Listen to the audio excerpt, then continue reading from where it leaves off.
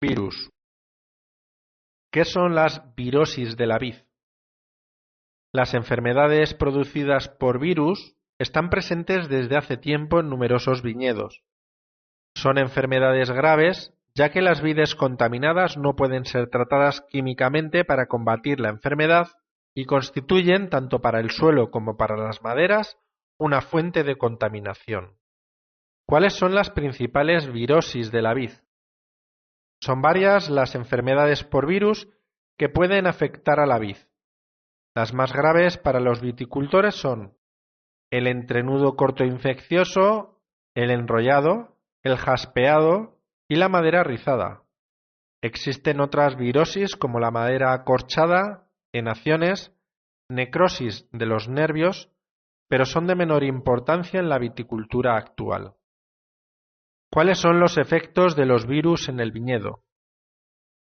Los virus viven en las células de las plantas contaminadas y provocan anomalías que entrañan una modificación de las aptitudes de la planta, como pueden ser la disminución de la cosecha en cantidad y generalmente en calidad, debilitamiento y envejecimiento prematuro de las viñas, y respuesta más difícil al injerto y estaquillado.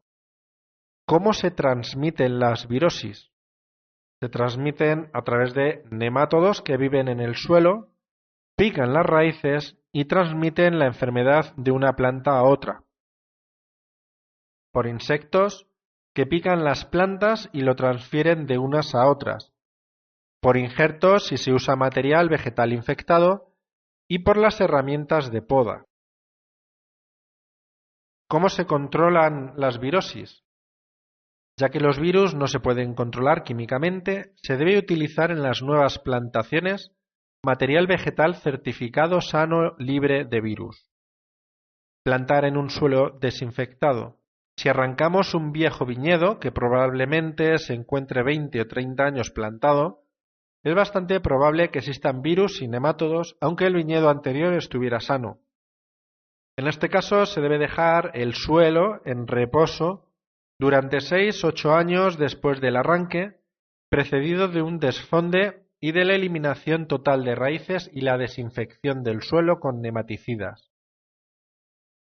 Bacterias. ¿Qué es la tuberculosis de la viña? Es una enfermedad producida por la bacteria Agrobacterium tumefaciens. Es hoy en día muy problemática al estar presente en muchos suelos vitícolas como saprofítica. Al realizar una nueva plantación, puede penetrar en la vid y puede transmitirse de forma rápida y producir la muerte de un importante número de cepas en las plantaciones nuevas, ya que al tener un ciclo complejo es muy difícil controlarla eficientemente.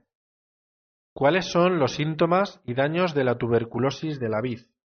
Esta bacteria hiperplástica, que afecta especialmente a la madera, produce proliferación de tejidos que dan excrescencias y tumoraciones más o menos rugosas y en rosario que conducen a desgarros de sarmientos y a anillados del sistema conductor que pueden producir la muerte de parte o toda la cepa afectada. Si la cepa es joven, se puede morir entre los 3 y 6 años de su plantación.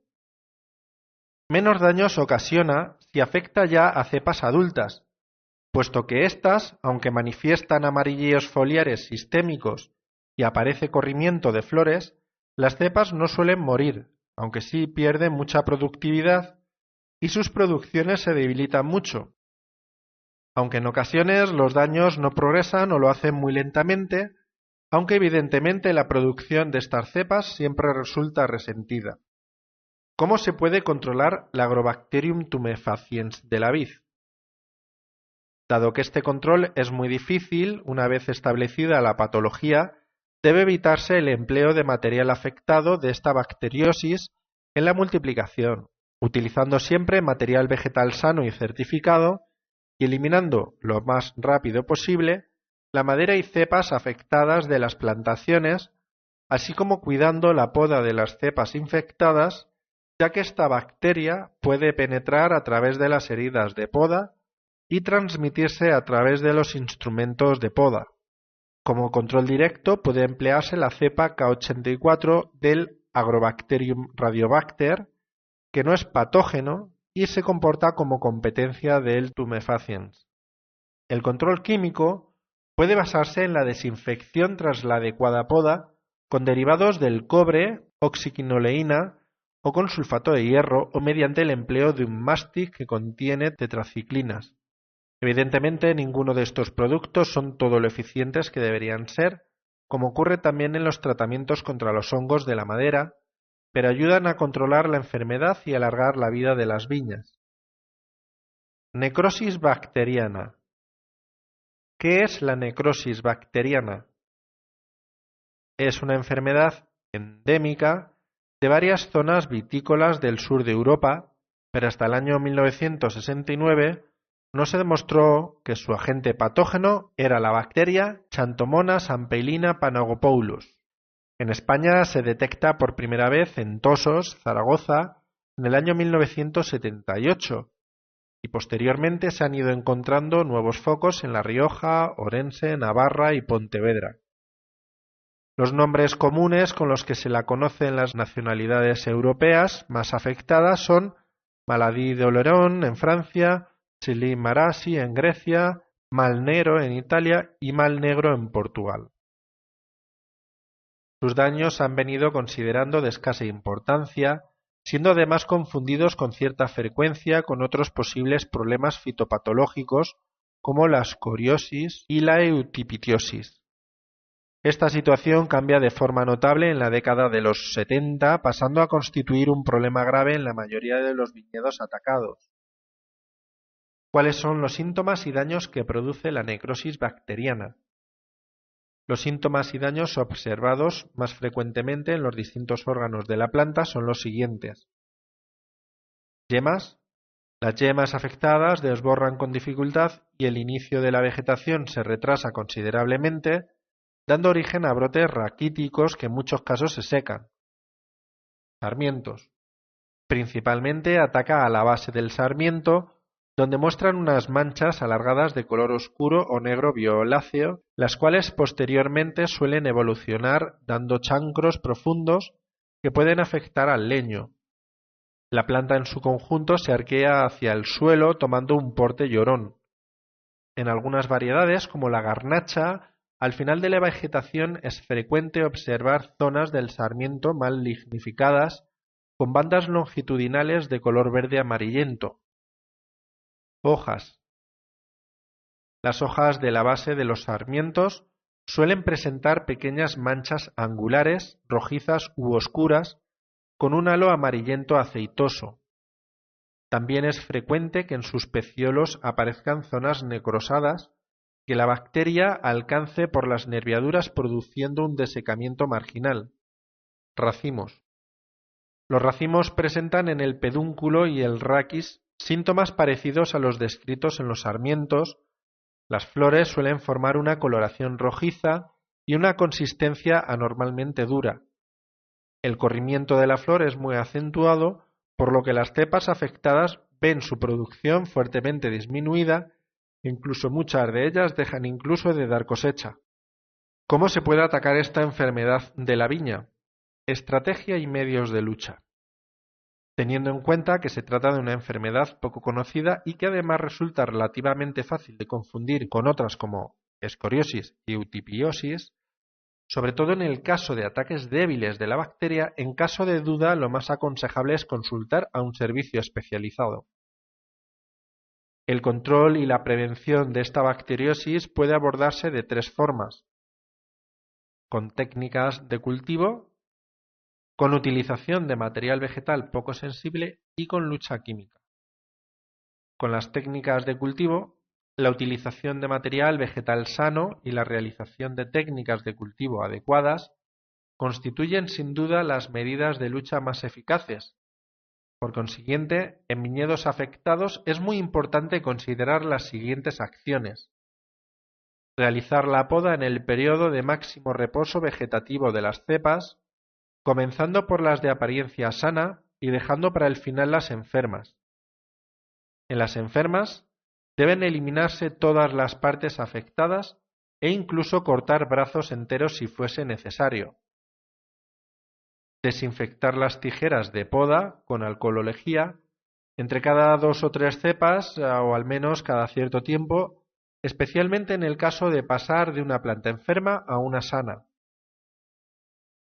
Quemar todos los restos de poda y no abusar de los abonos orgánicos y de abonos minerales nitrogenados. Otro medio de lucha sería la utilización de material vegetal poco sensible para la realización de nuevas plantaciones y para reposición de alguna planta. Deben elegirse las variedades más adecuadas para cada zona vitícola, las menos sensibles a esta enfermedad. Y por último, la lucha química. Los tratamientos con compuestos de cobre presentan cierta eficacia, si bien es importante señalar que con la utilización de estos productos solamente puede lograrse detener la expansión de la enfermedad. De las distintas formulaciones cúpricas existentes en el mercado, el caldo bordolés se le señala una mejor acción por su mayor adherencia y persistencia. Ácaros. ¿Qué son los ácaros?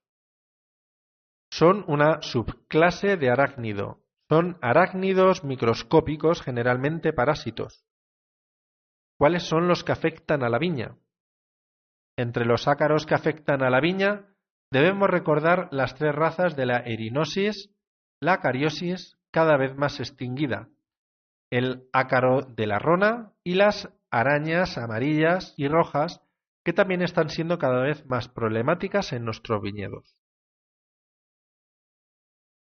Enfermedades del olivo. Tenemos el repilo del olivo, el mal del plomo, el verticillium del olivo, la aceituna jabonosa, el escudete, la negrilla, la tuberculosis del olivo o verrugas y los tumores o agallas del cuello. El repilo del olivo.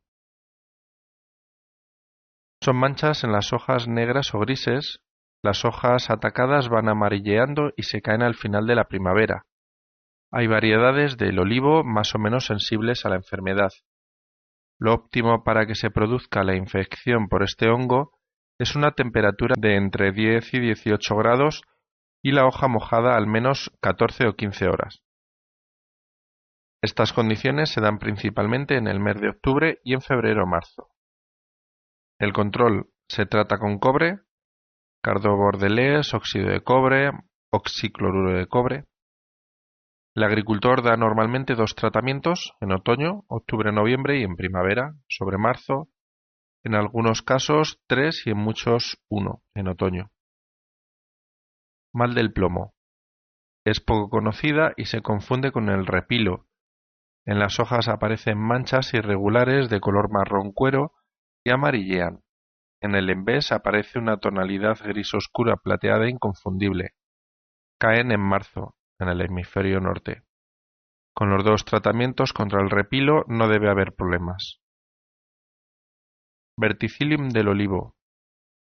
Es importante en el olivar intensivo, en árboles jóvenes de 8 a 12 años y rara en olivar tradicional, que de aparecer lo hace en zonas bajas húmedas encharcadizas.